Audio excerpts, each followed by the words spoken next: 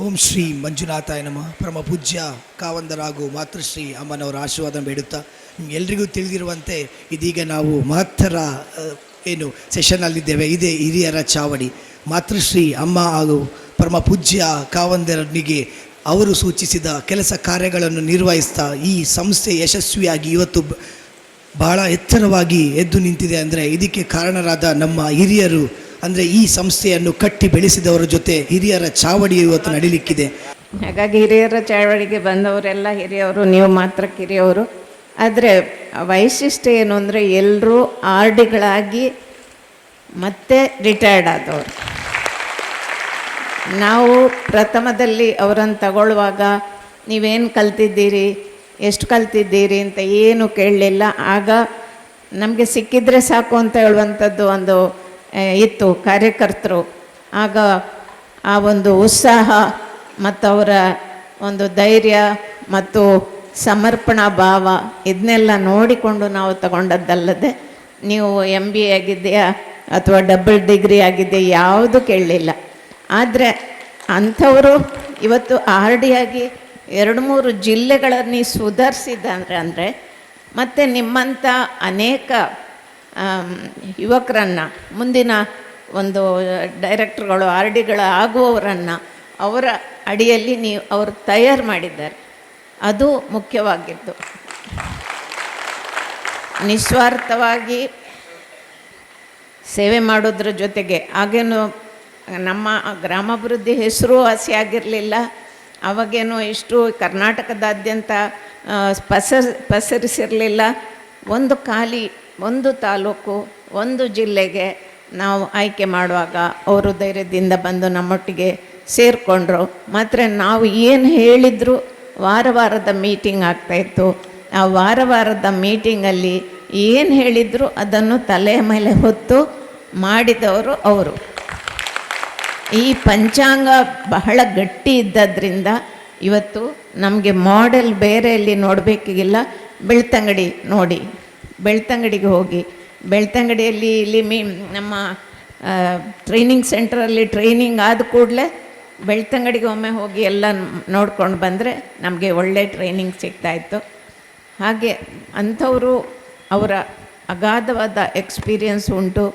ಬೇರೆ ಬೇರೆ ಸಮಸ್ಯೆಗಳನ್ನು ಅವರು ಎದುರಿಸಿದ ಪರಿ ಇದನ್ನೆಲ್ಲ ಈಗ ನಿಮಗೆ ಹೇಳಿದರೆ ನಿಮ್ಗೆ ಒಮ್ಮೆ ಹಿಂತಿರುಗಿ ನೋಡಿದ ಹಾಗೆ ನಾವೇ ಕಷ್ಟಪಡ್ತಿದ್ದೇವೆ, ನಮಗೆ ತುಂಬ ಕಷ್ಟ ಗ್ರಾಮಾಭಿವೃದ್ಧಿಯಲ್ಲಿ ಅಂತ ಹೇಳುವವರು ಹೀಗೂ ಇತ್ತ ಅಂತ ಹೇಳುವ ಒಂದು ಅವಕಾಶ ಆಗಲಿ ಅಂತ ನಾವು ಅವರನ್ನು ಮಾತಾಡಿಸ್ತಾ ಇದ್ದೇವೆ. ಮುಖ್ಯವಾಗಿ ನೆಕ್ಸ್ಟ್ ಜನ್ರೇಷನ್ ಅವರು ಏನು ಬೆಳೆಸಿದ್ದಾರೆ, ನಾವು ನಿಮ್ಮಲ್ಲಿ ಕೇಳೋದು ನಿಮ್ಮಂಥ ಈಗ ಯಾರು RDಗಳಾಗಿದ್ದೀರಿ, ನಿಮ್ಮಂಥ ಇನ್ನಷ್ಟು 10 ಜನರನ್ನು ನೀವು ತಯಾರು ಮಾಡಬೇಕು. ಅವರ ಬಗ್ಗೆ ನಮಗೆ ಮಾಹಿತಿ ಕೊಡಬೇಕು. ಆಗ ಮಾತ್ರ ಈ ಯೋಜನೆ ಮುಂದುವರಿಸ್ಲಿಕ್ಕೆ ಸಾಧ್ಯ ಆಗುತ್ತೆ. ಇವರಲ್ಲಿ ನಮಗೆ ನಂಬಿಕೆ ಇತ್ತು, ಈಗಿರುವ RDಗಳಲ್ಲೂ ನಂಬಿಕೆ ಇದೆ. ಮುಂದೆ ಯಾರು ಬರ್ತಾರೆ ಗೊತ್ತಿಲ್ಲ. ಯಾಕೆಂದರೆ ಈಗ ವಿಶಾಲ ಆಗಿರೋದ್ರಿಂದ ನಮಗೆ ದಕ್ಷಿಣ ಕನ್ನಡ ಜಿಲ್ಲೆಯವರೇ ಸಿಗಬೇಕು ಅಂತಲ್ಲ, ಎಲ್ಲ ಕಡೆಯವರಲ್ಲೂ ಒಳ್ಳೆಯ ಗುಣಗಳಿರುವ, ಒಳ್ಳೆಯ ಕಾರ್ಯತತ್ಪರತೆ ಇರುವ, ಯೋಜನೆಯನ್ನು ಸರಿಯಾಗಿ ಗ್ರಹಿಸ್ಕೊಂಡು ಮಾಡಬಲ್ಲಂತಹ ಸಾಮರ್ಥ್ಯ ಇರೋರಿದ್ದಾರೆ. ಯಾರು ಅಂತ ನಮಗೆ ನೀವು ಆಯ್ಕೆ ಮಾಡಬೇಕು.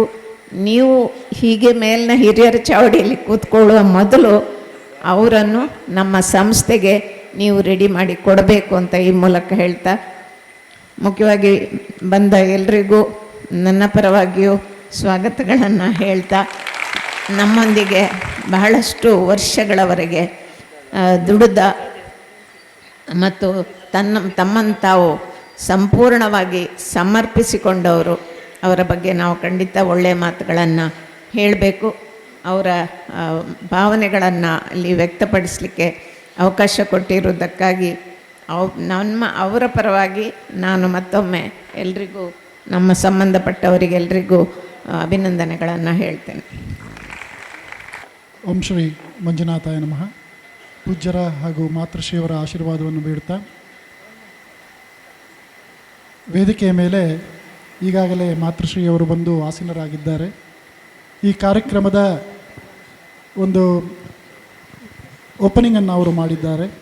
ಅದರಲ್ಲಿ ಅತಿ ಸಣ್ಣ ಕ್ರಿಸ್ಪಾಗಿ ನಮ್ಮ ಯೋಜನೆಯಲ್ಲಿ ಹೇಗೆ ಹಿಂದಿನ ದಿನಗಳಲ್ಲಿ ಕಾರ್ಯಕರ್ತರನ್ನು ಆಯ್ಕೆ ಮಾಡುವ ವಿಧಾನವನ್ನು ಅವರು ತಿಳಿಸಿದ್ದಾರೆ. ಇದರಲ್ಲಿ ನಮಗೆ ಸ್ಪಷ್ಟವಾಗಿ ಗೊತ್ತಾಗ್ತದೆ ಏನು ಹೇಳಿದರೆ, ಕಾವಂದರಲ್ಲಿರುವಂತಹ ಒಂದು ಏನು ವಿಷನರಿ ಒಂದು ಇದಿದೆ. ಅವರಿಗೆ ಒಬ್ಬ ವ್ಯಕ್ತಿಯನ್ನು ನೋಡುವಾಗಲೇ ಈ ವ್ಯಕ್ತಿಯಿಂದ ಆ ಕೆಲಸವನ್ನು ಮಾಡಿಸಿಕೊಳ್ಳುವಂತಹ, ಆ ವ್ಯಕ್ತಿಗೆ ಆ ಕೆಲಸವನ್ನು ಮಾಡುವ ಯೋಗ್ಯತೆ ಇದೆ ಎಂಬುದನ್ನು ತಿಳಿದುಕೊಳ್ಳುವಂತಹ ಶಕ್ತಿ ಆ ಸಮಯದಲ್ಲೇ ಇತ್ತು.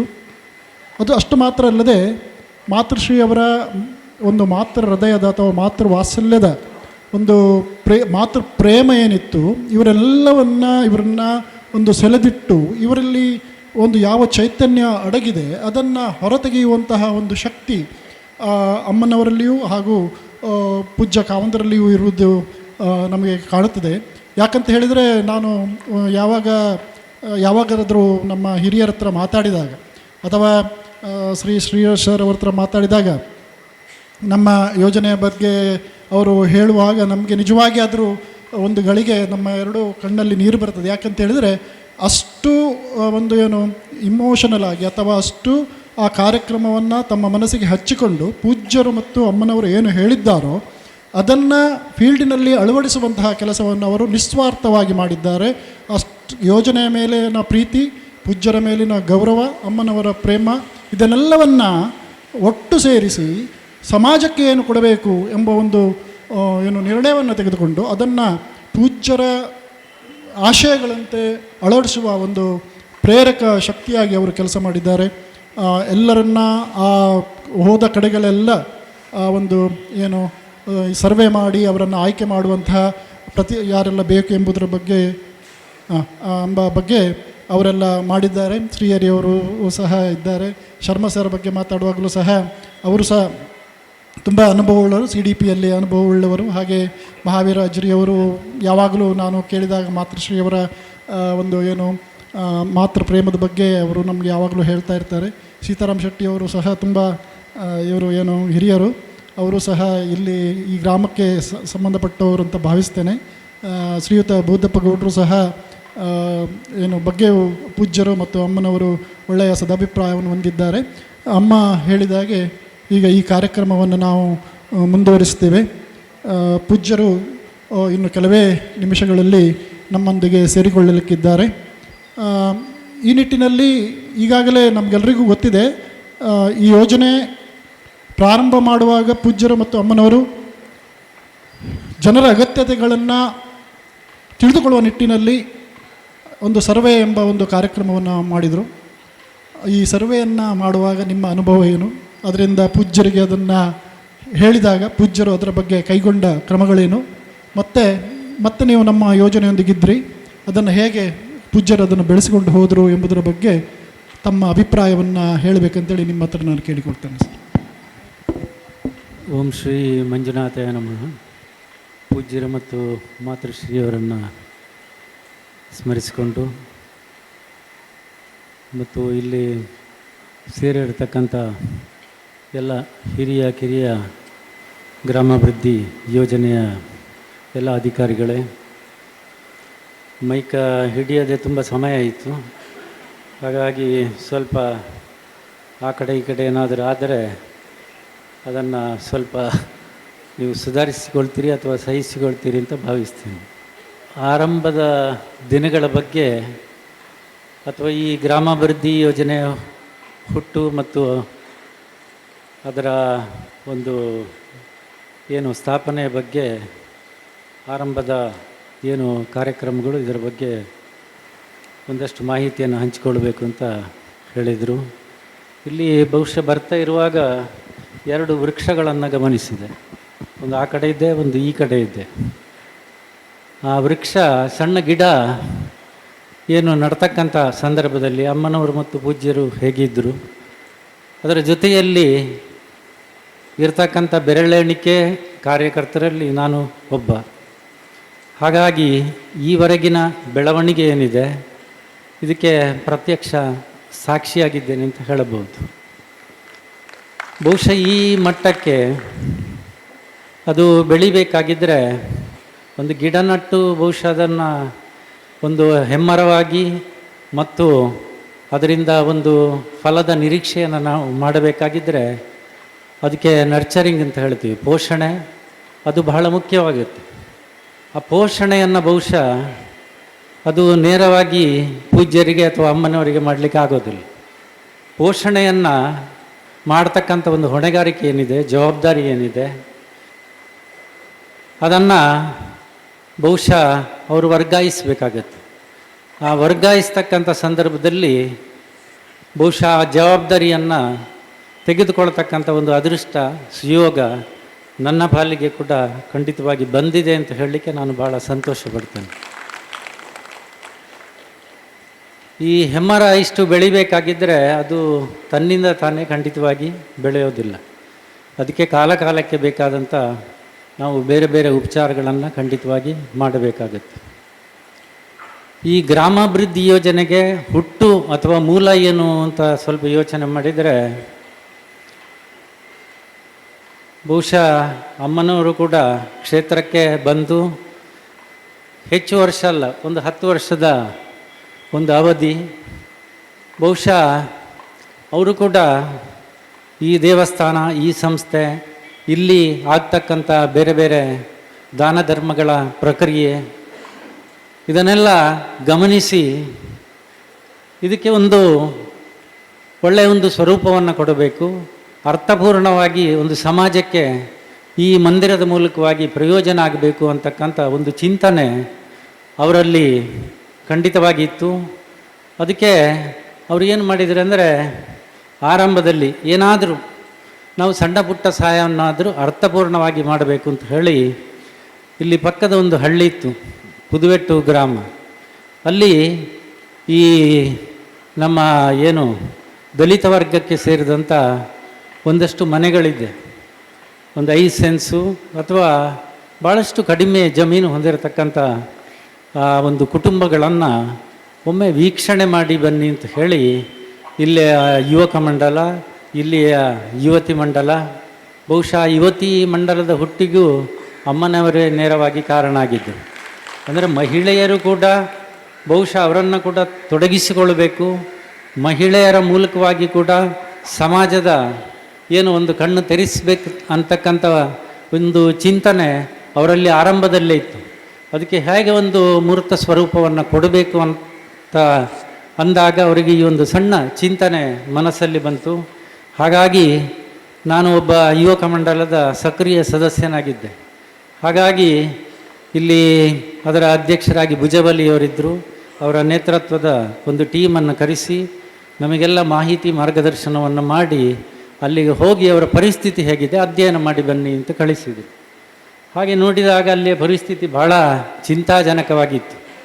ಒಂದಷ್ಟು ಮಕ್ಕಳು ಸ್ವಚ್ಛತೆ ಇಲ್ಲ, ನೈರ್ಮಲ್ಯ ಇಲ್ಲ, ಆರೋಗ್ಯದ ಕಡೆಗೆ ಗಮನ ಇಲ್ಲ, ಶಿಕ್ಷಣ ಇಲ್ಲ, ಮೂಲಸೌಕರ್ಯ ಇಲ್ಲ, ಯಾವುದೂ ಇಲ್ಲದೆ ಅಥವಾ ಒಂದು ಜೀವನದಲ್ಲಿ ಗೊತ್ತು ಗುರಿ ಇಲ್ಲದೆ ಬದುಕತಕ್ಕಂಥ ಒಂದು ಪರಿಸ್ಥಿತಿಯನ್ನು ಅಲ್ಲಿ ಗಮನಿಸಿದೆವು. ಇದರ ಯಥಾವತ್ ಚಿತ್ರಣವನ್ನು ಅಮ್ಮನವರು ಮತ್ತು ಪೂಜ್ಯರ ಗಮನಕ್ಕೆ ತಂದೆವು.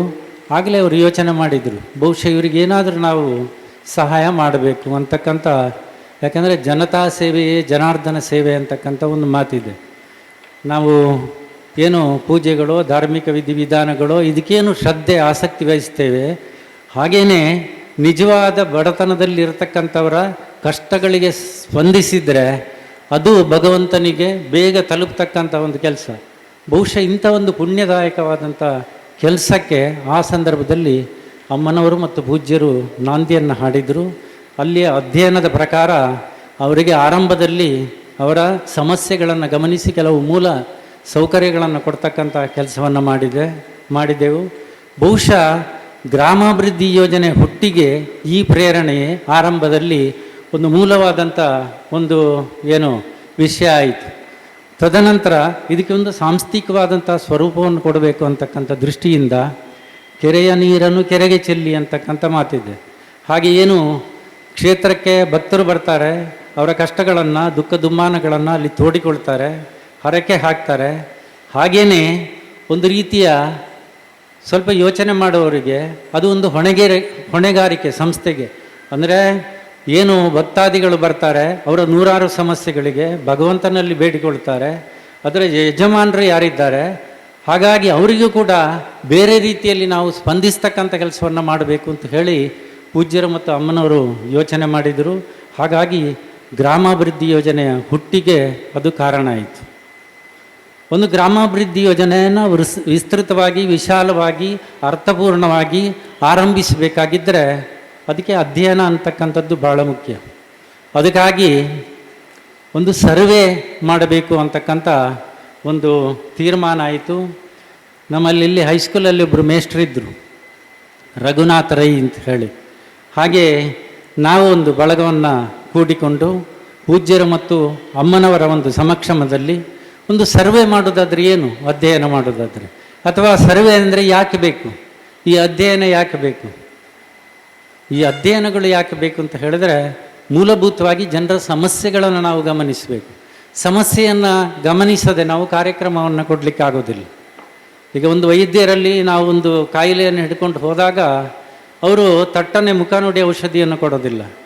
ಔಷಧಿಯನ್ನು ಹೇಗೆ ಕೊಡ್ತಾರೆ ಅಂದರೆ ತಪಾಸಣೆ ಮಾಡಿ, ಪರೀಕ್ಷೆ ಮಾಡಿ, ಆರೋಗ್ಯದ ಗುಣಲಕ್ಷಣವನ್ನು ಕಂಡು ಹುಡುಕಿ ಔಷಧಿಯನ್ನು ಕೊಟ್ಟರೆ ಅಲ್ಲಿ ಪರಿಹಾರ ಆಗಬಹುದು. ಅದು ಬಿಟ್ಟು ಮುಖ ನೋಡಿ ಔಷಧಿ ಕೊಡೋದಿಲ್ಲ. ಹಾಗಾಗಿ ನಾವು ಕೂಡ ಬಡವರ ಸ್ಥಿತಿಗತಿಯನ್ನು, ಅವರ ಸಮಸ್ಯೆಗಳನ್ನು ಅವರ ಸ್ಥಳದಲ್ಲಿ ಹೋಗಿ ಅಧ್ಯಯನ ಮಾಡಿ ಅಲ್ಲಿನ ಮಾಹಿತಿಯನ್ನು ಕಲೆ ಹಾಕ್ತಕ್ಕಂಥ ಕೆಲಸವನ್ನು ಮಾಡಿದೆವು. ಇಲ್ಲಾಂದರೆ ಎತ್ತಿಗೆ ಜ್ವರ ಬಂದಾಗ ಎಮ್ಮೆಗೆ ಬರೆ ಹಾಕಿದ ಪರಿಸ್ಥಿತಿ ನಿರ್ಮಾಣ ಆಗುತ್ತೆ. ಹಾಗಾಗಿ ಒಂದು ಕ್ಷೇತ್ರದ ಏನು ದಾನ ಧರ್ಮಗಳಿಗೂ ಒಂದು ಅರ್ಥಪೂರ್ಣವಾದಂಥ ಸ್ವರೂಪವನ್ನು ಕೊಡಬೇಕು. ಸತ್ಪಾತ್ರರಿಗೆ ಇದರ ಪ್ರಯೋಜನ ಕೂಡ ತಲುಪಬೇಕಂತಕ್ಕಂಥ ದೃಷ್ಟಿಯಿಂದ ಆರಂಭದಲ್ಲಿ ಅಧ್ಯಯನವನ್ನು ಅಥವಾ ಸ್ಥಿತಿಗತಿಗಳನ್ನು ಪರಿಶೀಲನೆ ಮಾಡಲಿಕ್ಕಾಗಿ ಈ ಸರ್ವೆ ಅಂತಕ್ಕಂಥದ್ದನ್ನು ಮಾಡಿದೆವು. ಈ ಸರ್ವೆಯಲ್ಲಿ ಮೂಲಭೂತವಾಗಿ ಅವರ ಎಲ್ಲ ವಿಳಾಸ ಇರ್ಬೋದು, ಇದೆಲ್ಲ ಬಿಟ್ಟು ಆಮೇಲೆ ಅವರ ಕೆಲವೊಂದು ಸಂಪನ್ಮೂಲಗಳು, ಮೂಲ ಸೌಕರ್ಯಕ್ಕೆ ಸಂಬಂಧಪಟ್ಟಂತೆ ಜಲ ಸಂಪನ್ಮೂಲವೋ, ಮಾನವ ಸಂಪನ್ಮೂಲವೋ, ಅಥವಾ ಏನು ನೆಲ ಭೂಮಿಯ ಸಂಪನ್ಮೂಲವೋ, ಅಥವಾ ಅವರು ಯಾವ ಕೆಟಗರಿಗೆ ಸೇರಿದ್ದಾರೆ, ಅಲ್ಲಿ ಎಷ್ಟು ಮಕ್ಕಳಿದ್ದಾರೆ, ಶಾಲೆಗೆ ಹೋಗ್ತಾರಾ ಇಲ್ಲವ, ಅಂಗವಿಕಲರಿದ್ದಾರ, ವೃದ್ಧರಿದ್ದಾರ, ಆಶ್ರಿತರಿದ್ದಾರ, ಹೀಗೆ ಅವರ ಸಮಗ್ರ ಮಾಹಿತಿಯನ್ನು.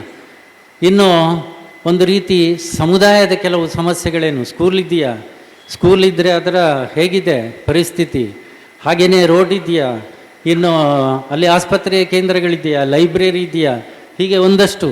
ಇನ್ನು ಮನೆಗೆ ಸಂಬಂಧಪಟ್ಟಂತೆ ಯಾವ ರೀತಿಯ ಮನೆಗಳಿದೆ, ಕಚ್ಚಾ ಮನೆಗಳ, ಮುಳಿಹುಲ್ಲಿನ ಮನೆಯ, ಹಂಚಿನ ಮನೆಯ, ತಾರಸಿ ಮನೆಯ, ಈ ಮಾಹಿತಿಗಳು. ಹಾಗೆಯೇ ಅಲ್ಲಿರ್ತಕ್ಕಂಥ ಏನು ಒಂದು ಒಟ್ಟು ಆ ಹಳ್ಳಿಗೆ ಬೇಕಾಗಿರ್ತಕ್ಕಂಥ ಏನು ವ್ಯವಸ್ಥೆಗಳಿದೆ, ಇದನ್ನೆಲ್ಲ ಒಂದು ಸರ್ವೆ ಫಾರ್ಮಿನಲ್ಲಿ ಮಾಹಿತಿಯನ್ನು ನಾವು ಕ್ರೋಢೀಕರಣ ಮಾಡಿ ಅದರ ನಂತರ ಹಳ್ಳಿಗೆ ಹೋಗ್ತಕ್ಕಂಥ ಕೆಲಸವನ್ನು ಮಾಡಿದೆವು. ಹಳ್ಳಿಗೆ ಹೋಗ್ತಕ್ಕಂಥ ಸಂದರ್ಭದಲ್ಲಿ ಕೂಡ ಕೆಲವು ಸಲ ನೀವೊಂದು ನೇರವಾಗಿ ಹಳ್ಳಿಗೆ ಹೋದರೆ ನೀವು ಅಪರಿಚಿತರಾದರೆ ನಿಮಗೆ ಸಹಕಾರ ಖಂಡಿತವಾಗಿ ಸಿಗೋದಿಲ್ಲ. ಯಾಕಂದರೆ ಈಗಿನ ಸಮಾಜ ಹಾಗಿದೆ, ಎಲ್ಲರನ್ನೂ ನಂಬಲಿಕ್ಕೂ ಸಾಧ್ಯ ಇಲ್ಲ. ಯಾರ್ಯಾರ ಹಣವನ್ನು ಯಾರ್ಯಾರು ಎತ್ಕೊಂಡು ಹೋದವರು ಇದ್ದಾರೆ. ಹಾಗಾಗಿ ನಂಬಿಕೆ ಮತ್ತು ವಿಶ್ವಾಸ ಬರಬೇಕಾಗಿದ್ದರೆ ಕಾರ್ಯಕ್ರಮದ ಬಗ್ಗೆ ಆ ಊರಿನ ಗಣ್ಯರಿಗಿರ್ಬೋದು, ಪಂಚಾಯತಿಗೆ ಮಾಹಿತಿಯನ್ನು ಕೊಡ್ತಕ್ಕಂಥ ಕೆಲಸವನ್ನು ಆರಂಭದಲ್ಲಿ ಮಾಡಿದ್ದೆವು. ನಾವು ಇಲ್ಲಿ ಕ್ಷೇತ್ರದ ಜೀಪಿನ ಮೂಲಕವಾಗಿ 3-4 ಜನ ಹೋಗಿ ಪಂಚಾಯಿತಿಯ, ಅಂದರೆ ಈಗಿನ ಮಂಡಲ ಪಂಚಾಯತು, ತಾಲೂಕು ಯಾವ ಇದು ಇರಲಿಲ್ಲ, ತಾಲೂಕು ಬೋರ್ಡು ಮತ್ತು ಹಳ್ಳಿಯಲ್ಲಿ ಒಬ್ಬರು ಹಿರಿಯರು ಅಥವಾ ಆ ಊರಿನ ಯಾರಾದರೂ ಸ್ವಲ್ಪ ಜಮೀನ್ದಾರರು ಅವರು ಪಂಚಾಯಿತಿ ಅಧ್ಯಕ್ಷರಾಗಿದ್ದರು. ಹಾಗೆ ಅವರನ್ನು ಭೇಟಿ ಮಾಡ್ತಾ ಇದ್ದೆವು, ಮಾಹಿತಿಯನ್ನು ಕೊಡ್ತಾ ಇದ್ದೆವು. ಹೀಗೆ ಧರ್ಮಸ್ಥಳದಿಂದ ಬಡವರಿಗೆ ಸಂಬಂಧಪಟ್ಟಂಥ ಒಂದು ಕಾರ್ಯಕ್ರಮವನ್ನು ರೂಪಿಸುವುದಕ್ಕಾಗಿ ಬಂದಿದ್ದೀವಿ. ಇಲ್ಲಿ ಅತ್ಯಂತ ಕಡು ಬಡವರನ್ನು ನಾವು ಗುರುತಿಸಿ ಅವರ ಪರಿಸ್ಥಿತಿಯನ್ನು ಅಧ್ಯಯನ ಮಾಡಿ ಮುಂದಿನ ದಿನಗಳಲ್ಲಿ ಅದಕ್ಕೆ ಪೂರಕವಾದಂಥ ಕಾರ್ಯಕ್ರಮವನ್ನು ಏನು ಹಾಕ್ಕೊಳ್ಬೇಕು ಅಂತಕ್ಕಂಥದ್ದಕ್ಕಾಗಿ ನಾವು ಆರಂಭದಲ್ಲಿ ಒಂದು ಸರ್ವೇಕ್ಷಣೆ ಮಾಡಲಿಕ್ಕೆ ಬರ್ತಾ ಇದ್ದೀವಿ. ನಿಮ್ಮ ಸಹಕಾರ ಬೇಕು ಅಂತ ಹೇಳಿ ನಾವು ಅಲ್ಲಿ ಕೇಳಿಕೊಡ್ತಾ ಇದ್ದೀವಿ. ಹಾಗೆ ಏನು ಸಹಕಾರ ಬೇಕು ಅಂತ ಕೇಳಿದಾಗ ನಾವು ಹೇಳ್ತಾ ಇದ್ದೀವಿ, ಸಾಧಾರಣ ಆ ಸಂದರ್ಭದಲ್ಲಿ ಒಂದು ವರ್ಗ ನಮ್ಮ ಕಣ್ಣಿಗೆ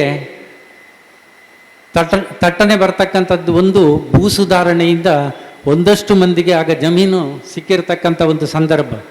ಆದರೆ ಅಲ್ಲೇ ಮೂಲಸೌಕರ್ಯವನ್ನು ಅಭಿವೃದ್ಧಿಪಡಿಸುವುದಕ್ಕೆ ಅವರಿಗೆ ಬೇಕಾದಂಥ ಯಾವ ಸೌಕರ್ಯಗಳು ಕೂಡ ಬ್ಯಾಂಕ್ ಆಗಲಿ ಯಾವುದರಿಂದ ಕೂಡ ಹಾಗಾಗಿ ಆ ಮಸೂದೆಯಿಂದ ಬಂದಿರತಕ್ಕಂಥ ಜಮೀನೇನಿದೆ ಅದರಲ್ಲಿ ಗದ್ದೆನೋ ಏನೋ ಎತ್ತು ಇಲ್ಲದೆ ಕೆಲವು ಸಲ ಅದನ್ನು ಉಳುಮೆ ಮಾಡದೆ ಅದು ಹಡಿಲಾಗಿ ಬಿದ್ದಂಥ ಪರಿಸ್ಥಿತಿಯನ್ನು ನಾವು ಗಮನಿಸ್ತಾ ಇದ್ದೀವಿ.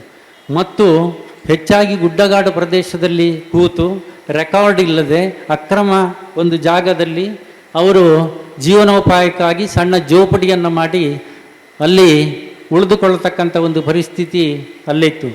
ಹಾಗಾಗಿ ಆರಂಭದ ದಿನದಲ್ಲಿ ನಾವು ಈ ಎರಡು ವರ್ಗಗಳ ಕಡೆಗೆ ಮಾತ್ರ ಗಮನವನ್ನು ಕೊಟ್ಟೆವು. ಒಂದು, ಅಕ್ರಮ ಜಾಗದಲ್ಲಿ ಗುಡ್ಡಗಾಡು ಪ್ರದೇಶದಲ್ಲಿ ಕೂತು ಅವರ ಜೀವನೋಪಾಯಕ್ಕಾಗಿ ಕೂಲಿ ನಾಲಿ ಮಾಡಿ ಬದುಕತಕ್ಕಂಥ ಪರಿಸ್ಥಿತಿಯಲ್ಲಿ ಇರತಕ್ಕಂಥವರನ್ನು ಆಯ್ಕೆ ಮಾಡ್ತಕ್ಕಂಥ ಒಂದು ಯೋಚನೆಯನ್ನು ನಾವು ಮಾಡಿದೆವು. ಹಾಗೆಯೇ ಎರಡನೆಯದಾಗಿ ಭೂಮಸೂದೆಯಲ್ಲಿ ಯಾರಿಗೆ ಸ್ವಲ್ಪ ಜಮೀನು ಸಿಕ್ಕಿದೆ, ಅಶಕ್ತರಾಗಿದ್ದಾರೆ, ಅವರ ಭೂಮಿಯನ್ನು ಅಭಿವೃದ್ಧಿಪಡಿಸಲಿಕ್ಕೆ ಅಲ್ಲಿ ಏನು ಸಮಸ್ಯೆಗಳಿತ್ತು ಅಂಥ ವರ್ಗವನ್ನು ಮಾತ್ರ ಆಯ್ಕೆ ಮಾಡಿದೆವು. ನಾವು ಅಲ್ಲಿಗೆ ಸರ್ವೆಗೆ ಹೋದಾಗ ಬಹುಶಃ ನಮಗೆ ಊರೆಲ್ಲ ಅಪರಿಚಿತ, ಅದಕ್ಕೆ ಪಂಚಾಯಿತಿ ಅಥವಾ ಊರಿನ ಗಣ್ಯರಲ್ಲಿ ಹೇಳ್ತಾ ಇದ್ದೆವು, ನಾವು ಈ ಊರಲ್ಲಿ, ಈ ಹಳ್ಳಿಯಲ್ಲಿ, ಈ ಗ್ರಾಮದಲ್ಲಿ ಸಾಮಾನ್ಯ ಕಡು ಬಡವರನ್ನು ನಾವು ಒಂದು 200ರಿಂದ 250 ಮಂದಿಯನ್ನು ತಗೊಳ್ತೀವಿ. ಹಾಗಾಗಿ ತೀರಾ ಅಂಥವರನ್ನು ನೀವು ಗುರುತಿಸಿಕೊಡಬೇಕು. ಅದಕ್ಕಾಗಿ ನಾವು ಬರತಕ್ಕಂಥ ಸಂದರ್ಭದಲ್ಲಿ ನೀವು ಒಂದು 10-15 ಮಂದಿ ನಿಮ್ಮ ಗ್ರಾಮ, ನಿಮ್ಮ ಅಲ್ಲಿಯ ಬೇರೆ ಬೇರೆ ಲೊಕಾಲಿಟಿ ಗೊತ್ತಿರತಕ್ಕಂಥವರನ್ನು ನೀವು ಗುರುತಿಸಿ ಅವರಿಗೆ ಒಂದು 20 ಮನೆಯನ್ನು ನೀವು ನಿಗದಿ ಮಾಡಿ ಅದಕ್ಕೆ ನಾವು ಒಬ್ಬರು ಕಾರ್ಯಕರ್ತರನ್ನು ಕೊಡ್ತೇವೆ, ನೀವು ಅವರಿಗೆ ದಾರಿ ತೋರಿಸ್ತಕ್ಕಂಥ ಕೆಲಸವನ್ನು ಮಾಡಬೇಕು ಅಂತ ಹೇಳಿ ಅವರಲ್ಲಿ ವಿನಂತಿಸಿಕೊಳ್ತಾ ಇದ್ದೇವೆ. ಹಾಗೆ ಆ ಪ್ರಕಾರವಾಗಿ ಒಂದು ನಿಗದಿಪಡಿಸಿದಂಥ ದಿನ ಮುಂಜಾನೆ ಇಲ್ಲಿಂದ 7 ಗಂಟೆಗೆ ಹೊರಡ್ತಾ ಇದ್ದೇವೆ. ಯಾರು? ಯುವಕ ಮಂಡಲದ ಸದಸ್ಯರು. ಆರಂಭದಲ್ಲಿ ಕೆಲವು ದಿನ ಯುವತಿ ಮಂಡಲದ ಸದಸ್ಯರು ಕೂಡ ಬಂದದ್ದಿದೆ. ಹಾಗೆಯೇ ಸ್ಕೂಲಿನ ಮೇಷ್ಟ್ರು, ಸಾಮಾನ್ಯವಾಗಿ ನಾವು ಸಂಡೇನೇ ಹೋಗ್ತಾ ಇದ್ದೀವಿ. ಸ್ಕೂಲಿನ ಮೇಷ್ಟ್ರು ಕೂಡ ಈ ಸರ್ವೆ ಕಾರ್ಯಕ್ರಮಕ್ಕೆ ಬರ್ತಾ ಇದ್ದೀವಿ. ಹಳ್ಳಿಗೆ ಬಹುಶಃ ಈಗಿನ ಯಾವ ಮೂಲ ಸೌಕರ್ಯವೂ ಇಲ್ಲ, ಹೋಟೆಲ್ ಇಲ್ಲ, ರೋಡ್ ಬಹುಶಃ ಇಲ್ಲಿ ನಮಗೆ ಸಂಪರ್ಕ ಇರಲಿಲ್ಲ. ಯಾವುದೀಗ ನೀವು ಪೆರಿಯ ಶಾಂತಿಯಿಂದ ಧರ್ಮಸ್ಥಳಕ್ಕೆ ಬರ್ತಕ್ಕಂಥ ರೋಡೇ ಇಲ್ಲ, ಅಲ್ಲಿ ಒಂದು ಬ್ರಿಡ್ಜು ಇಲ್ಲ ಕುದುರೆಯಾದ ಹತ್ರ. ಹಾಗಾಗಿ ನಾವು ಹೋಗೋದಾದರೂ ಒಂದು 4 ವೀಲರ್ ಜೀಪು, ಯಾಕಂದರೆ ಕೆಸರಲ್ಲಿ ಹೋಗಬೇಕು, ಹಳ್ಳಿಯ ರೋಡಲ್ಲಿ ಹೋಗಬೇಕು, ಬೇರೆ ಜೀಪ್ಗಳು ಹೋಗ್ತಕ್ಕಂಥ ಒಂದು ಪರಿಸ್ಥಿತಿ ಇಲ್ಲ. 7 ಗಂಟೆಗೆ ಇಲ್ಲಿ ಹೊರಡಬೇಕಾಗಿದ್ದರೆ ಫುಡ್ ಏನು? ಫುಡ್ಡಿನ ಬಗ್ಗೆ ನಾವು ಯೋಚನೆಯೇ ಮಾಡ್ತಾ ಇರಲಿಲ್ಲ. ಅಮ್ಮನವರು 7 ಗಂಟೆಗೆ ಅಲ್ಲಿ ರೆಡಿ ಮಾಡಿ, ಬೀಡಲ್ಲಿ ರೆಡಿ ಮಾಡಿ ಇಡ್ತಾ ಇದ್ರು. ಒಂದು ಮೊಸರನ್ನ, ಇನ್ನೊಂದು ಚಿತ್ರಾನ್ನ, ಇಷ್ಟು ದೊಡ್ಡ ಒಂದು ಡಬ್ಬದಲ್ಲಿ ಹಾಕಿ ರೆಡಿ ಮಾಡಿ ಇಡ್ತಾ ಇದ್ರು. ಹಾಗಾಗಿ ನಮಗೆ ಇವಾಗ ಕೂಡ ಅನ್ನದ ಋಣ ಅದು ಯಾವತ್ತೂ ಮರೆತು ಹೋಗೋದಿಲ್ಲ. ಯಾಕೆಂದರೆ ಆ ದಿನಗಳಲ್ಲಿ ಬಹುಶಃ ನಾನು ಮತ್ತು ಮಾವೀರಿಗೆ ಇನ್ನೂ ಭಾಳ ಕಷ್ಟ. ಯಾಕೆಂದರೆ ನಮಗೆ ಊಟನೂ ಇಲ್ಲ, ಕಾಫಿನೂ ಇಲ್ಲ, ಯಾವುದೂ ಇಲ್ಲ. ಹಳ್ಳಿಗೆ ಹೋದರೆ ನಾವು ಈ ಹೋಟೆಲಲ್ಲಿ ದೂದು ಪಾನಿ ಅಂತ ಸಿಗ್ತಾ ಇತ್ತು, ಹಾಗೆ ಮತ್ತೊಂದು ಬ್ರೆಡ್ಡು ತಗೊಂಡು ಜೀವನ ಮಾಡಿದವರು ಆ ಕಾಲದಲ್ಲಿ. ಹಾಗಾಗಿ ಬಹುಶಃ ಇಲ್ಲಿ ಆ ಸರ್ವೆ ಸಂದರ್ಭದಲ್ಲಿ ನಮಗೆ ಊಟದ ಸಮಸ್ಯೆ ಇಲ್ಲ. ಅದು ಬೀಡಿನಿಂದ ಅಮ್ಮನವರು 7 ಗಂಟೆಗೆ ಸರಿಯಾಗಿ ಚಿತ್ರಾನ್ನ ಮತ್ತು ಮೊಸರನ್ನ ರೆಡಿ ಮಾಡಿ ಬೇಕಾದಷ್ಟು 2 ಹೊತ್ತ 3 ಹೊತ್ತಿಗೆ ಬೇಕಾದಷ್ಟು ರೆಡಿ ಮಾಡಿ ಕೊಡ್ತಾಯಿದ್ರು. ಅದನ್ನು ಜೀಪಲ್ಲಿ ತುಂಬಿಸಿಕೊಂಡು ಸರ್ವೆ ಫಾರ್ಮನ್ನು ಹಿಡ್ಕೊಂಡು ನೇರವಾಗಿ 10-15 ಜನ ನಾವು ಹೋಗ್ತಾ ಇದ್ದೀವಿ. ಹೋಗಿ ಬಹುಶಃ ಅಲ್ಲಿ ಆ ಪಂಚಾಯಿತಿಯಲ್ಲಿ ಸೇರ್ತಾ ಇದ್ದೆವು. ಆ ಊರಿನ ಗಣ್ಯರು, ಪಂಚಾಯತ್ ಅಧ್ಯಕ್ಷರು ಒಂದೊಂದು ಸಿಬ್ಬಂದಿಯನ್ನು ಒಂದೊಂದು ಏರಿಯಾಕ್ಕೆ ನಮಗೆ ಕೊಡ್ತಾಯಿದ್ರು. ನಾವೆಲ್ಲ ಸರ್ವೆಗೆ ಹೋಗ್ತಾ ಇದ್ದೀವಿ. ಸರ್ವೆಗೆ ಹೋದಾಗಲೂ ನಮಗೆ ಒಂದು ರೀತಿ ಸ್ಪರ್ಧೆ. ಸರ್ವೆ ಮಾಡಲಿಕ್ಕೆ ಹೋಗಿ ಕೆಲವು ದಿನ ನನ್ನನ್ನು ಕಾದು 6 ಗಂಟೆಗೆ ಜೀಪು ಸ್ಟಾರ್ಟ್ ಆದದ್ದು ಇದೆ. ಯಾಕೆಂದರೆ ನಾವು ಹೋದಂಥ ಏರಿಯಾದಲ್ಲಿ ಅವರು 25 ಮನೆ ತೋರಿಸಿದ್ರು. ಅಲ್ಲಿ ನೋಡುವಾಗ ಆಸುಪಾಸಿನ ಅವರ ಬದುಕು, ನಾವು ಏನು ಮಾಡಿದ್ದೇವೆ ಸರ್ವೆ, ಅದಕ್ಕಿಂತಲೂ ಭೀಕರವಾದಂಥ ಪರಿಸ್ಥಿತಿ. ಅವರನ್ನು ಬಿಟ್ಟು ಬರೋದು ಹೇಗೆ? ಹಾಗಾಗಿ ಮತ್ತೆ ಒಂದಿನ ಅಲ್ಲಿಗೆ ಬರಲಿಕ್ಕಿಲ್ಲ. ಹಾಗಾಗಿ ಅವರನ್ನು ಬಿಟ್ಟು ಬಂದರೆ ಅವರಿಗೆ ಆರಂಭದ ಕೆಲವು ಸವಲತ್ತುಗಳು ಸಿಗೋದಿಲ್ಲ. ಅದಕ್ಕಾಗಿ ನಾವು ಮತ್ತೆ ಹೋಗಿ ಒಂದು ದಿನದಲ್ಲಿ ನಾನು ಹೈಯೆಸ್ಟ್ ಅಂದರೆ 59 ಮಂದಿಯ ಸರ್ವೆ ಮಾಡಿದ್ದೇನೆ. ಸಾಮಾನ್ಯ ಅಂದರೆ ಹೆಚ್ಚುಗಾರಿಕೆಗೆಲ್ಲ ಚಪ್ಪಾಳೆ ಇಲ್ಲ. ಆ ದಿನದ ಇದನ್ನು ಕಥೆಯನ್ನು ಹೇಳ್ತಾ ಇದ್ದೇನೆ. ಬಹುಶಃ ಇವರು ಎಲ್ಲ ಹಾಗೆ. ಇಲ್ಲಿ ಅಂದರೆ ಎಲ್ಲ ನಮಗೆಲ್ಲ ಸ್ಕ್ಯಾಟರ್ಡ್ ಹೌಸಸ್ ಅಂತ ಹೇಳ್ತೀವಿ. ನಿಮ್ಮ ಹಾಗೆ ಅಲ್ಲಿ ಗುಂಪು ಮನೆಗಳಿಲ್ಲ. ಬಹುಶಃ ಇಲ್ಲಿರೋರಿಗೆಲ್ಲ ಗೊತ್ತಿದೆ, ದೂರದಲ್ಲಿರುವವರಿಗೆ ಗೊತ್ತಿಲ್ಲ. ನಿಮಗೆ ಸರ್ವೆ ಅಂದರೆ ಬಹುಶಃ ನಮ್ಮ ಒಂದು ಜಿಂಪು ಹೋದರೆ 1 ಗಂಟೆಯಲ್ಲಿ ಆಗಿ ಹೋಗುತ್ತೆ. ಯಾಕಂದರೆ 50-100 ಮನೆಗಳು ಒಂದೇ ಕಡೆ ಸಿಗುತ್ತೆ. ಇಲ್ಲಿ ಎಲ್ಲಿ ಜಮೀನು ಅಲ್ಲೇ ಮನೆಯವ್ರದ್ದು. ಹಾಗಾಗಿ ನಾವು ಒಂದು ಮನೆಯಿಂದ ಇನ್ನೊಂದು ಮನೆಗೆ ಹೋಗಬೇಕಾಗಿದ್ದರೆ ಅರ್ಧ ಕಿಲೋಮೀಟರ್ ನಡೆದದ್ದಿದೆ, ಅಥವಾ ಇನ್ನೊಂದು ಪರಿಸರಕ್ಕೆ ಹೋಗಬೇಕಾಗಿದ್ದರೆ 1 ಕಿಲೋಮೀಟರ್ ಕೂಡ ನಡೆದದ್ದಿದೆ. ಹಾಗಾಗಿ ಈ ರೀತಿಯಲ್ಲಿ ಬಹುಶಃ ಸರ್ವೆ ಇದನ್ನು ಮಾಡಿ, ಬಹುಶಃ ಸರ್ವೆಯ ವರದಿಗಾಗಿ ಪೂಜ್ಯರು ಮತ್ತು ಅಮ್ಮನವರು ಕೂಡ ಇವರು ಎಷ್ಟೊತ್ತಿಗೆ ಬರ್ತಾರೆ ಅಂತ ಕಾಯ್ತಾ ಇದ್ದರು. ಒಂದು ರೀತಿ ಕುತೂಹಲ ಆರಂಭದ ದಿನಗಳಲ್ಲಿ. ಮತ್ತು ಈ ಫಾರ್ಮೆಟ್ ಏನಿದೆ ಅದನ್ನು ಬಹುಶಃ ಅವರು 1 ವಾರದ ಒಳಗಡೆ ಅಧ್ಯಯನ ಮಾಡಿ, ಬಹುಶಃ ಮನಸ್ಸಲ್ಲಿ ಅವರಿಗೆ ಏನಾದರೂ ನಾವು ಇಮಿಡಿಯೇಟ್ ಕೊಡಬೇಕು ಅಂತಕ್ಕಂಥ ಒಂದು ಚಿಂತನೆ ಕೂಡ ಅವರಲ್ಲಿ ಬಂತು. ಇವರ ಗಂಭೀರವಾದಂಥದ್ರಲ್ಲಿ ಪರಿಸ್ಥಿತಿ ನೋಡಿ, ಸಾಧಾರಣ ನಾವು ಕೂಡ ಸ್ಕೂಲಿಗೆ ಹೋಗೋ ಅಂಥ ಪರಿಸ್ಥಿತಿ, ಮತ್ತು ನಮಗಿಂತಲೂ ಭಾಳ, ಯಾಕೆಂದರೆ ಸ್ಕೂಲಿಗೆ ಹೋಗೋ ಮಕ್ಕಳಿದ್ದರೆ ಅದರಲ್ಲಿ ಚಡ್ಡಿಯಲ್ಲಿ ಹೊಲಿಗೆಯೇ ಜಾಸ್ತಿ. ಯಾಕೆಂದರೆ ಪೂರ್ಣವಾದಂಥ ಒಂದು ಚಡ್ಡಿ ಆಗಲಿ ಬಟ್ಟೆ ಬೇರೆ ಯಾರಿಲ್ಲ. ಯಾಕಂದರೆ ಅದೆಲ್ಲ ಅದಕ್ಕೆ ಏನು ಹೇಳ್ತಾಯಿದ್ರು, ಏನು ರಫ್ ಹೊಲಿದೇನು ಹೇಳ್ತಾಯಿದ್ರು, ಅದಕ್ಕೆ ಹೊಲಿದ ಬಟ್ಟೆಗಳೇ ಇರೋದು. ಹಾಗಾಗಿ ಇಂಥ ಪರಿಸ್ಥಿತಿಯನ್ನು ಕಂಡು ಅಮ್ಮನವರು ಫಸ್ಟಿಗೆ ಏನಾದರೂ ನಾವೊಂದು ಕೊಡಬೇಕು, ಸಹಾಯ ಕೊಟ್ಟು ಒಂದು ತಕ್ಷಣ ನಾವು ಏನಾದರೂ ಸ್ಪಂದಿಸಬೇಕು ಅಂತಕ್ಕಂಥ ಒಂದು ತೀರ್ಮಾನಕ್ಕೆ ಅವರು ಬಂದರು. ಹಾಗಾಗಿ ನಾವು ಜೀವನಾವಶ್ಯಕ ವಸ್ತುಗಳು ಅಂತ ಹೇಳಿ ಆ ಸಂದರ್ಭದಲ್ಲಿ ಕೊಡ್ತಕ್ಕಂಥ ಒಂದು ಕೆಲಸವನ್ನು, ಎಲ್ಲಿ ಸರ್ವೆ ಆಯಿತು ಅಲ್ಲಿ ಒಂದು 10-15 ದಿನದಲ್ಲಿ ಅವರಿಗೆ ಇಮಿಡಿಯೇಟಾಗಿ ಏನು ಬೇಕು ತಕ್ಷಣ ಅದನ್ನು ಕೊಡ್ತಕ್ಕಂಥ ಒಂದು ಕೆಲಸವನ್ನು ಇಲ್ಲಿಂದ ಮಾಡಿತು. ಅದರಲ್ಲಿ ಏನಲ್ಲ ಅಂದರೆ ಅದರಲ್ಲಿ ಒಂದಷ್ಟು ವಸ್ತುಗಳು, ಮಕ್ಕಳಿಗೆ ಬೇಕಾದಂಥ ಏನು ಚಡ್ಡಿ ಮತ್ತು ಶರ್ಟ್ ಇರ್ಬೋದು, ಮಹಿಳೆಯರಿಗೆ ಸಾರಿ ಇರ್ಬೋದು, ಆಮೇಲೆ ಮಹನೀಯರಿಗೆ ಧೋತಿ ಇರ್ಬೋದು. ಹಾಗೆಯೇ ಎಲ್ಲಿವರೆಗೆ ಅಂದರೆ ನಿಮಗೆ ಕೆಲವು ಮನೆಯಲ್ಲಿ ಒಂದು ಬಟ್ಲೆ ತೊಳೆದು ಊಟ ಮಾಡೋರು ಜಾಸ್ತಿ, ಅವರಿಗೆ ಬಟ್ಲೆ ಇರ್ಬೋದು. ಹಾಗೆಯೇ ಏನು ಕೆಲವು ಕಡೆಯಲ್ಲಿ ಒಂದು ಪಾತ್ರೆ ಇದ್ದರೆ ಭಾಳ, ಇಲ್ಲದ್ರೆ ಮಣ್ಣಿನ ಮಡಿಕೆಗಳೇ, ಅಲ್ಯೂಮಿನಿಯಂ ಪಾತ್ರೆ ಕೂಡ ಇಲ್ಲ, ಎಲ್ಲ ಮಡಿಕೆಗಳೇ ಜಾಸ್ತಿ. ಹಾಗಾಗಿ ಅಂಥಲ್ಲಿ ಒಂದು ಅನ್ನ ಮಾಡಲಿಕ್ಕೆ ಒಂದು ಸಾಂಬಾರಿಗೆ 2 ಪಾತ್ರೆಗಳನ್ನು ಕೊಡ್ತಕ್ಕಂಥದ್ದು. ಮಲಗಲಿಕ್ಕೆ ಚಾಪೆ ಇಲ್ಲ, ಗೋಣಿ ತಾಟಲ್ಲಿ ಮಲಗ್ತಕ್ಕಂಥ ಪರಿಸ್ಥಿತಿ. ಅವರಿಗೆ ನಾವು ಇದನ್ನು ಕೊಡ್ತಕ್ಕಂಥ ಕೆಲಸವನ್ನು ಮಾಡಿದೆವು. ಚಾಪೆ ಇರಬಹುದು, ದೀಪ, ಸೀಮೆ ಎಣ್ಣೆ ದೀಪ ಇಲ್ಲದ ಮನೆಗಳು ಕೂಡ ಒಂದಷ್ಟಿತ್ತು, ದೀಪವನ್ನು ಕೊಡ್ತಕ್ಕಂಥ ಕೆಲಸ. ಬಟ್ಟೆ ಬರೆ, ಇನ್ನು ಒಂದು ಏನು ಕತ್ತಿ ಕೊಡ್ತಕ್ಕಂಥದ್ದು. ಹೀಗೆ ಅದರಲ್ಲಿ ಒಂದಷ್ಟು ಪದಾರ್ಥಗಳನ್ನು ಇಟ್ಟುಕೊಂಡು ಅವರಿಗೆ ಆರಂಭದಲ್ಲಿ ಏನು ಬೇಕು ಅದನ್ನು ಕೊಡ್ತಕ್ಕಂಥ ಒಂದು ಕೆಲಸ. ಬಹುಶಃ ಅದು ಭಾಳ ಪರಿಣಾಮಕಾರಿಯಾದಂಥ ಒಂದು ಕಾರ್ಯಕ್ರಮ ಆಗಿತ್ತು. ಯಾಕೆಂದರೆ ಇದರಿಂದ 2 ಉದ್ದೇಶ. ಒಂದು, ಆ ಒಂದು ನಮ್ಮ ಜೀವನಾವಶ್ಯಕ ವಸ್ತುಗಳ ವಿತರಣೆಗೆ ಇಲ್ಲಿ ಪೂರ್ವ ಸಿದ್ಧತೆಗಳನ್ನೆಲ್ಲ ನಾವು ತುಂಬ ಮಾಡ್ಕೊಂಡಿದ್ದೀವಿ. ನಾನು ಮತ್ತು ನನ್ನ ಜೊತೆಯಲ್ಲಿ ಸೇರಿದ ಇನ್ನೊಬ್ಬ ಚಂದ್ರಶೇಖರ್ ಅಂತ ಇದ್ದ, ನಮಗೆ ಆಗ ಆಫೀಸನ್ನು BDN ಮೇಲೆ ಕೊಟ್ಟಿದ್ದರು. ಗ್ಲಾಸ್ ಹೌಸಿನ ಹಿಂಭಾಗದಲ್ಲಿ ಒಂದು ಸಣ್ಣ ಆಫೀಸ್ ಇತ್ತು, ನಾವಲ್ಲೇ ಇದ್ದೆವು. ಮತ್ತು ಈ ಪರಿಕರಗಳನ್ನೆಲ್ಲ ಇಲ್ಲಿ ಎಂಕ್ವೈರಿ ಆಫೀಸ್ ಇದೆ, ಅಲ್ಲಿ ನಮಗೆ 2 ಗೋಡನ್ ಕೊಟ್ಟಿದ್ದರು. ಅಲ್ಲಿ ಲಾರಿಯಲ್ಲಿ ನಾವು ತಂದು ಒಂದು 15 ದಿನದ ಒಳಗಡೆ ಎಲ್ಲ ಸಾಮಗ್ರಿಗಳನ್ನು ಎಲ್ಲ ಪಟ್ಟಿ ಮಾಡಿ ಎಷ್ಟೆಷ್ಟು ಬೇಕು ಅಂತ ಹೇಳಿ ಕೊಂಡು ಹೋಗಿ ಅಲ್ಲಿ ಒಂದು ದೊಡ್ಡ ಬುಟ್ಟಿ ಕೊಟ್ಟು ಆ ಬುಟ್ಟಿಯಲ್ಲಿ ಎಲ್ಲ ಈ ಪದಾರ್ಥಗಳನ್ನು ಹಾಕಿ ಕೊಡ್ತಕ್ಕಂಥ ಒಂದು ಕೆಲಸ. ಆ ಒಂದು ಜೀವನಾವಶ್ಯಕ ವಸ್ತುವಿನ ವಿತರಣೆಗೆ ಪೂಜ್ಯರು ಮತ್ತು ಅಮ್ಮನವರು ಬರಲೇಬೇಕಾಗಿತ್ತು. ಮತ್ತು ಬಹುಶಃ ಆ ದಿನಗಳಲ್ಲಿ ನಾವು ಕೊಡ್ತಕ್ಕಂಥದ್ದು ಒಂದು 250 ಮಂದಿಗಾದರೂ ಇದು ಏನು ಅಂತಕ್ಕಂಥ ಕುತೂಹಲ ಅಲ್ಲಿಯ ಊರವರಲ್ಲಿ ಕೂಡ ಖಂಡಿತವಾಗಿತ್ತು. ಹಾಗೆ ಗಣ್ಯರು ಎಲ್ಲರೂ ಬಂದಲ್ಲಿ ಸೇರ್ತಾ ಇದ್ದರು.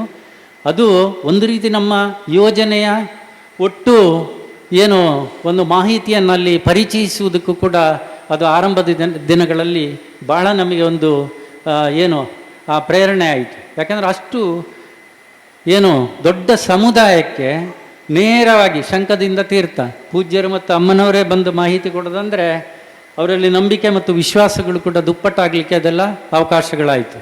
ಹಾಗಾಗಿ ಆರಂಭದ ದಿನಗಳಲ್ಲಿ ಬಹುಶಃ ನಾವು ಫಸ್ಟಿಗೆ ಆಯ್ಕೆ ಮಾಡಿಕೊಂಡಂಥ ಗ್ರಾಮ ಯಾವುದಂದರೆ ಇಲ್ಲಿ ಅರಸಿನಮಕ್ಕಿ ಹತ್ಯಡ್ಕ ವಿಲೇಜ್. ಆ ಒಂದು ವಿಲೇಜನ್ನು ನಾವು ಆರಿಸಿಕೊಂಡೆವು. ಸುಮಾರು 250ರಿಂದ 275 ಮನೆಗಳು.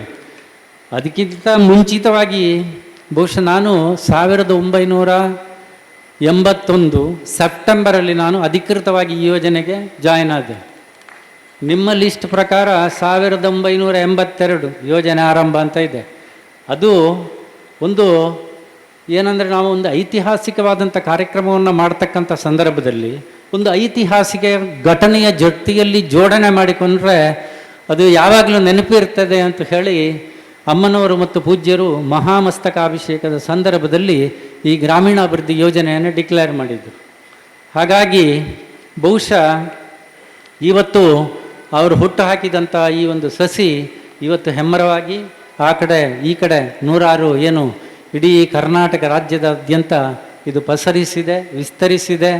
ಬಹುಶಃ ಒಂದು ರೀತಿಯಲ್ಲಿ ನಮಗೂ ಭಾಳ ಆನಂದ ಆಗುತ್ತೆ. ಯಾಕೆಂದರೆ ಆ ಒಂದು ರೀತಿ ಅವಿನಾಭಾವವಾದಂಥ ಸಂಬಂಧ ಅದು ಯಾವತ್ತಿರುತ್ತೆ. ಒಂದು ಸಣ್ಣ ಘಟನೆ ಹೇಳಿ ಮುಗಿಸಿಬಿಡ್ತೀನಿ. ಈ ಮಕ್ಕಳಿಬ್ಬರು USA ಅಮೇರಿಕಾದಲ್ಲಿ ಕೆಲಸ ಮಾಡ್ತಾಯಿದ್ರು. ಅವರು ಒಳ್ಳೆ ಇಂಜಿನಿಯರ್ಸ್, ಎಲ್ಲ ಒಳ್ಳೆ ದುಡಿಯೋರು. ಹಳ್ಳಿಯಲ್ಲಿ ಯಾರಿದ್ದಾರೆ ಅಂದರೆ ಅಪ್ಪ ಅಮ್ಮ ಮಾತ್ರ. ದೊಡ್ಡ ಮನೆ, ಭಾಳ ವಿಸ್ತೃತವಾದಂಥದ್ದು. ಹಾಗೆ ಅವರೇನು 2 ವರ್ಷ 3 ವರ್ಷಕ್ಕೊಮ್ಮೆ ಊರಿಗೆ ಬರೋದು. ಊರಿಗೆ ಬರುವಾಗ ಈ ಅಪ್ಪ ಅಮ್ಮ ಹೇಳ್ತಾರೆ, ಅದೆಲ್ಲ ಅಲ್ಲಿ ಇಲ್ಲಿ ಚೂರು ಎಲ್ಲ ಬಿದ್ದಿದೆ, ಅದನ್ನು ಸ್ವಲ್ಪ ರಿಪೇರಿ ಮಾಡಿ ಈ ಸಲ ಹೋಗುವಾಗ ರಿಪೇರಿ ಮಾಡಿ ಹೋಗಿ ಅಂತ. ಆಗ ಮಕ್ಕಳು ಹೇಳ್ತಾರೆ ಏನಂದರೆ, ಇನ್ನು ಇಷ್ಟು ದೊಡ್ಡ ಮನೆಯನ್ನು ಇಟ್ಟುಕೊಂಡು ಅದನ್ನು ರಿಪೇರಿ ಮಾಡೋದು, ಇದೆಲ್ಲ ಯಾಕೆ ನಿಮಗೆ?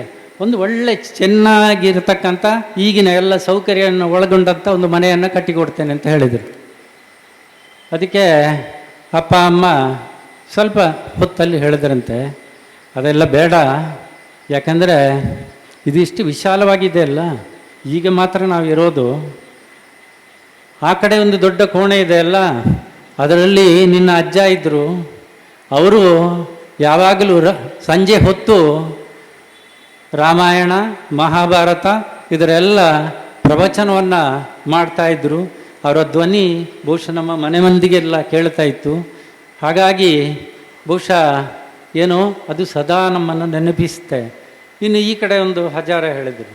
ಅದರಲ್ಲಿ ಬಹುಶಃ ಅಂದರೆ ನಮ್ಮ ತಾತ ಅಂದರೆ ಅಜ್ಜ ನಮಗೆ ಸಂಗೀತನೋ ಕಲೆನೋ ಅಥವಾ ಯಕ್ಷಗಾನವೋ ಇದರ ಬಗ್ಗೆ ಎಲ್ಲ ಮಾಹಿತಿ ಕೊಟ್ಟಿರ್ತಕ್ಕಂಥ ಅದು ಹಜಾರ.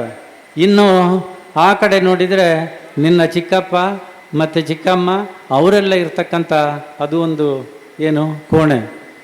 ಹಾಗೆಯೇ ಮತ್ತು ನಿನ್ನ ಜೀವನದ ಎಲ್ಲ ಘಟನೆಗಳು ಹುಟ್ಟಿನಿಂದ ಈವರೆಗೆ ಏನು ಅಮೇರಿಕಾದವರೆಗೆ ಎಲ್ಲ ಘಟನೆಗಳಿಗೆ ಇದು ಒಂದೊಂದು ಈ ಮನೆಯ ಮೂಲೆ ಕೂಡ ಸಾಕ್ಷಿಯಾಗಿದೆ. ಹಾಗಾಗಿ ನೀವು ಅದನ್ನು ಹೊಸ ಮನೆಯೆಲ್ಲ ಬೇಡ, ಯಾಕೆಂದರೆ ಆ ಒಂದು ಮಧುರವಾದ ಬಾಂಧವ್ಯದ ನಂಟು ಈ ಮನೆಯ ಪ್ರತಿಯೊಂದು ಕೋಣೆಗೂ ನಮ್ಮಲ್ಲಿ ಅದು ಬೆಸೆದುಕೊಂಡಿದೆ. ಹಾಗಾಗಿ ನೀನು ಹೊಸ ಮನೆ ಕೊಡೋದು ಬೇಡ, ನಾವು ಇರುವಷ್ಟು ಕಾಲ ಸ್ವಲ್ಪ ಇದನ್ನೇ ರಿಪೇರಿ ಮಾಡಿಕೊಡು ಅಂತ ಹೇಳಿದರು. ಹಾಗೆ ಬಹುಶಃ ನಿಮ್ಮಲ್ಲಿ ಕೂಡ ಯಾವ ಸಂಸ್ಥೆಯ ಜೊತೆಯಲ್ಲಿದ್ದೀರಿ ಆಗ ಭಾವನಾತ್ಮಕವಾದಂಥ ಸಂಬಂಧ ಸಂಸ್ಥೆಯ ಜೊತೆಯಲ್ಲಿ ಬೆಸೆದುಕೊಂಡಿದ್ದರೆ ಕಾರ್ಯಕ್ರಮಕ್ಕೆ ಒಂದು ಅರ್ಥ ಬರುತ್ತೆ. ಇಲ್ಲದಿದ್ದರೆ ಯಾವ ಪ್ರಯೋಜನವೂ ಇಲ್ಲ. ಮನಪೂರ್ವಕವಾಗಿ ಮಾಡಿದ ಕೆಲಸ ದೇವರಿಗೆ ತೃಪ್ತಿಯನ್ನು ಕೊಡುತ್ತೆ. ಮನಪೂರ್ವಕವಲ್ಲದ ವ್ಯಾವಹಾರಿಕ ಯಾಂತ್ರಿಕವಾದಂಥ ಒಂದು ಕೆಲಸದಲ್ಲಿ ನಾವು ತೊಡಗಿದರೆ ಬಹುಶಃ ಕ್ಷೇತ್ರದ ವರ್ಚಸ್ಸು, ಇಮೇಜು ಅಥವಾ ನಮ್ಮ ಕಾರ್ಯಕ್ರಮಕ್ಕೆ ಘನತೆ ಬರುವುದಕ್ಕೆ ಸಾಧ್ಯ ಇಲ್ಲ. ಹಾಗಾಗಿ ನಾವೇನಾದರೂ ಈ ರೋಡಲ್ಲಿ ಓಡಾಡಿದರೆ ನನಗೆ ಅಲ್ಲಿಯ ಕಟ್ಟಡವನ್ನು ನೋಡುವಾಗ ಏನು ನೆನಪಾಗುತ್ತೆ ಅಂದರೆ, ನನಗೆ ಅನ್ನ ಕೊಟ್ಟಿರ್ತಕ್ಕಂಥ ಸಂಸ್ಥೆ, ಅಲ್ಲಿ ಪೂಜ್ಯರ ಮತ್ತು ಅಮ್ಮನವರು ಕೂತು ಮಾಹಿತಿ ಮಾರ್ಗದರ್ಶನ ಕೊಟ್ಟಿರ್ತಕ್ಕಂಥ ಅದು ಒಂದು ಕೋಣೆ. ಈ ಕಡೆ ಕೂತರೆ ಇಡಿಯವ್ರದ್ದು ಯಾವಾಗಲೂ ನಮಗೆ ಮಾಹಿತಿ ಅಥವಾ ನಮ್ಮ ಬೇಕು ಬೇಡಗಳಿಗೆ ಸ್ಪಂದಿಸ್ತಕ್ಕಂಥ ಒಂದು ಅದು ಕೋಣೆ. ಈ ಕಡೆ ಹೋದರೆ ಅದು ಮೀಟಿಂಗ್ ಹಾಲು.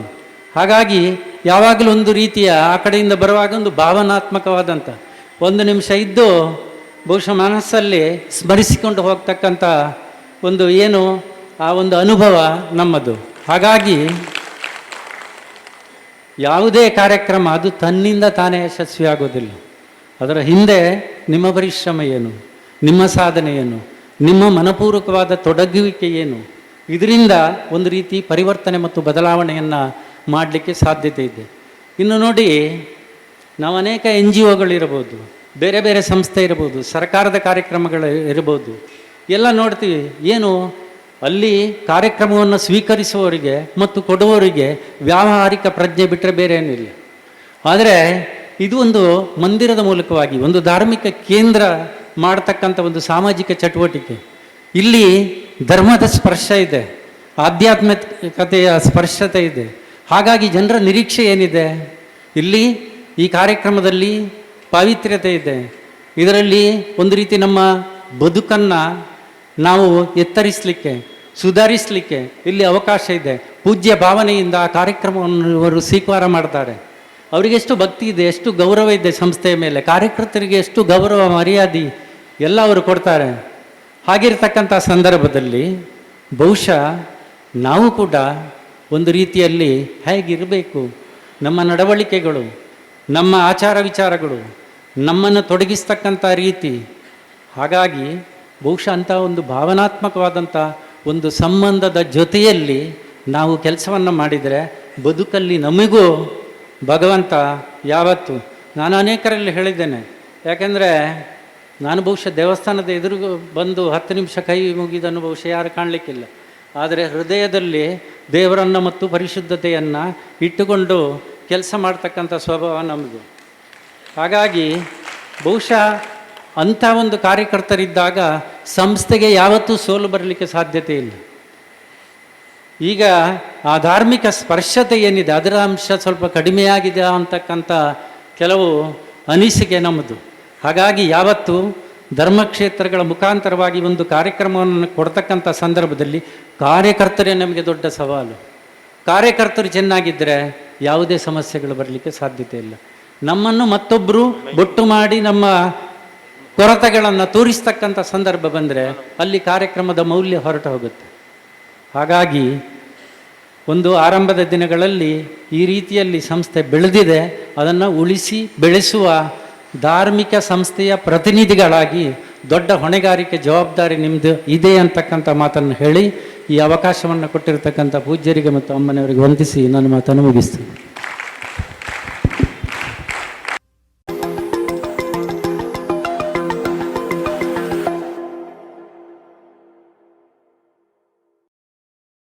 ಜ್ಞಾನವಿಕಾಸ ಯೂಟ್ಯೂಬ್ ವಾಹಿನಿಯ ಸಮಸ್ತ ವೀಕ್ಷಕರಿಗೂ ನಮಸ್ಕಾರ. ವೀಕ್ಷಕರೇ, ಸುದ್ದಿ ಸೌರಭ ಸಂಚಿಕೆಯಲ್ಲಿ ಈ ದಿನದ ಸುದ್ದಿಗಳ ಮೇಲೆ ಬೆಳಕು ಚೆಲ್ಲೋಣ. ಪರಮ ಪೂಜ್ಯ ಡಾಕ್ಟರ್ ಡಿ ವೀರೇಂದ್ರ ಹೆಗ್ಗಡೆಯವರು ಹಾಗೂ ಮಾತೃಶ್ರೀ ಹೇಮಾವತಿ ಅಮ್ಮನವರ ನೇತೃತ್ವದಲ್ಲಿ ಶ್ರೀ ಕ್ಷೇತ್ರ ಧರ್ಮಸ್ಥಳ ಗ್ರಾಮಾಭಿವೃದ್ಧಿ ಯೋಜನೆಯ 3 ದಿನಗಳ ಪುನಶ್ಚೇತನ ಕಾರ್ಯಾಗಾರ ನೆರವೇರಿತು. ಕಾರ್ಯಾಗಾರದಲ್ಲಿ ಪೂಜ್ಯ ಹೆಗ್ಗಡೆ ದಂಪತಿಗಳ ಸಮ್ಮುಖದಲ್ಲಿ 2023-24ನೇ ಸಾಲಿನಲ್ಲಿ ಯೋಜನೆಯ ಕಾರ್ಯಕ್ಷೇತ್ರಗಳಲ್ಲಿ ಸಾಧನೆ ಮಾಡಿದ ಪ್ರಾದೇಶಿಕ ಕಚೇರಿ, ಜಿಲ್ಲಾ ಕಚೇರಿ ಹಾಗೂ ಯೋಜನಾ ಕಚೇರಿಗಳ ಅಧಿಕಾರಿಗಳನ್ನು ಗುರುತಿಸಿ ಅಭಿನಂದಿಸಲಾಯಿತು. ಶ್ರೀ ಕ್ಷೇತ್ರ ಧರ್ಮಸ್ಥಳ ಗ್ರಾಮಾಭಿವೃದ್ಧಿ ಯೋಜನೆಯ ಮೂಲಕ ರೈತರಿಗಾಗಿ ಕೃಷಿ ಅಭಿವೃದ್ಧಿ ಕಾರ್ಯಕ್ರಮಗಳನ್ನು ರಾಜ್ಯಾದ್ಯಂತ ಆಯೋಜಿಸಲಾಗಿದೆ. ರೈತರು ಆಧುನಿಕ ಬೇಸಾಯ ಪದ್ಧತಿಗಳ ಅಳವಡಿಕೆ ಮಾಡಲು ತಾಂತ್ರಿಕ ಮಾಹಿತಿ ಮತ್ತು ಪ್ರಗತಿ ನಿಧಿಯನ್ನು ನೀಡಿ ರೈತರ ಆರ್ಥಿಕ ಅಭಿವೃದ್ಧಿಗೆ ಸಹಕಾರ ನೀಡುವ ಉದ್ದೇಶವನ್ನು ರೈತರ ಕೃಷಿ ಅಭಿವೃದ್ಧಿ ಕಾರ್ಯಕ್ರಮಗಳು ಹೊಂದಿದ್ದು, ಯೋಜನೆಯು 2023-24ನೇ ಸಾಲಿನಲ್ಲಿ ಒಟ್ಟು 4,07,218 ರೈತರಿಗೆ ಕೃಷಿ ಅಭಿವೃದ್ಧಿ ಕಾರ್ಯಕ್ರಮಗಳನ್ನು ಆಯೋಜಿಸಿದ್ದು, ಸುಮಾರು ರೂಪಾಯಿ 3,638 ಕೋಟಿ ಮೊತ್ತ ಪ್ರಗತಿ ನಿಧಿಯನ್ನು ನೀಡಿ ಪ್ರೋತ್ಸಾಹಿಸುತ್ತಿದೆ. ಪರಮ ಪೂಜ್ಯ ಡಾಕ್ಟರ್ ಡಿ ವೀರೇಂದ್ರ ಹೆಗ್ಗಡೆಯವರ ಮಾರ್ಗದರ್ಶನದಲ್ಲಿ ಶ್ರೀ ಕ್ಷೇತ್ರ ಧರ್ಮಸ್ಥಳ ಗ್ರಾಮಾಭಿವೃದ್ಧಿ ಯೋಜನೆಯ ಮೂಲಕ ರಾಜ್ಯಾದ್ಯಂತ ಹಿಂದೂ ರುದ್ರಭೂಮಿಗಳ ಅಭಿವೃದ್ಧಿ ಕಾರ್ಯಕ್ರಮವನ್ನು ಕೈಗೆತ್ತಿಕೊಳ್ಳಲಾಗಿದೆ.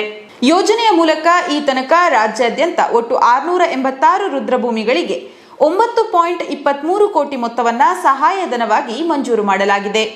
ವೀಕ್ಷಕರೇ, ಮುಂದಿನ ಸುದ್ದಿ ಸೌರಭ ಸಂಚಿಕೆಯ ಜೊತೆಗೆ ನಿಮ್ಮನ್ನ ಮತ್ತೆ ಭೇಟಿಯಾಗ್ತೀವಿ. ನಮಸ್ಕಾರ.